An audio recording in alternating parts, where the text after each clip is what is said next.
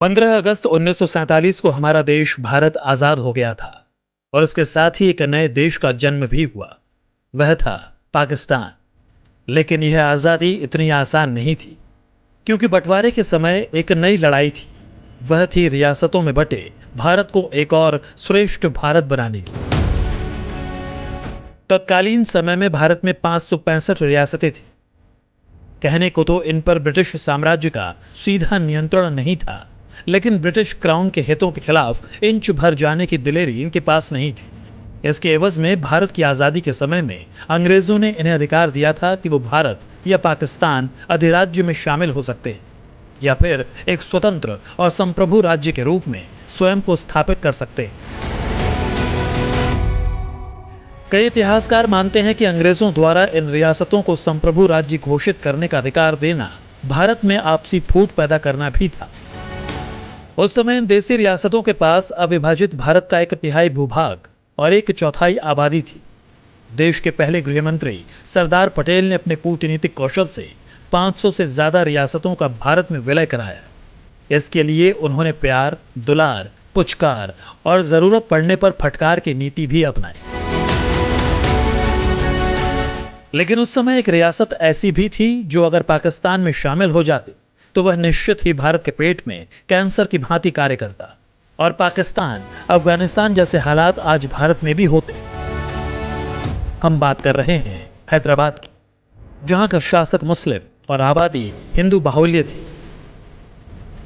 वर्ष 1948 से पूर्व तेलंगाना, आंध्र प्रदेश और महाराष्ट्र के कुछ क्षेत्र को मिलाकर हैदराबाद एक बहुत बड़ी रियासत थी, जहां निजाम का शासन चलता था, जिसकी गिनती विश्व के सबसे अमीर व्यक्तियों में की जाती थी। लेकिन तत्कालीन समय में यहां के निवासी उपेक्षित जीवन जीने को विवश थे। निजाम की मंशा हिंदुओं को लेकर हमेशा से ही नकारात्मक रही है। यही कारण था कि हैदराबाद में सेना और अन्य वरिष्ठ पदों पर मुस्लिम ही थे, जबकि वहां की 85% आबादी हिंदू थी।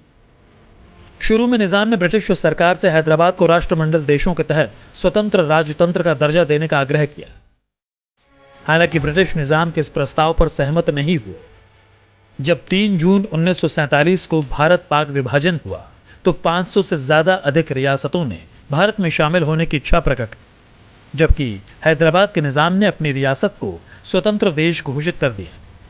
लेकिन हैदराबाद की जनता भारत में शामिल होने के पक्ष में थी। जनता के विरोध को दबाने के लिए निजाम ने क्रूरता की सारी हदें पार कर दी। जिन्होंने आवाज उठाई उन्हें कुचला जाने लगा।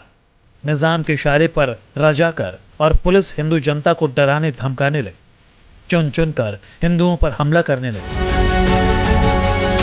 क्रूरता का वह दृश्य स्थापित किया कि उन्होंने मां बहनों तक को नहीं छोड़ा। उनकी इज्जत तक लूटी जा रही थी।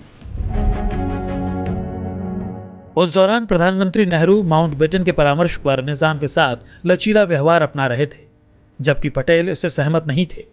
दूसरी ओर निजाम ने भारतीय करेंसी को बैन कर दिया और पाकिस्तान को लोन देकर अपने पक्ष में खड़ा करने का प्रयास किया, जबकि पाकिस्तान गुपचुप तरीके से हैदराबाद में हथियार भेजने लगा।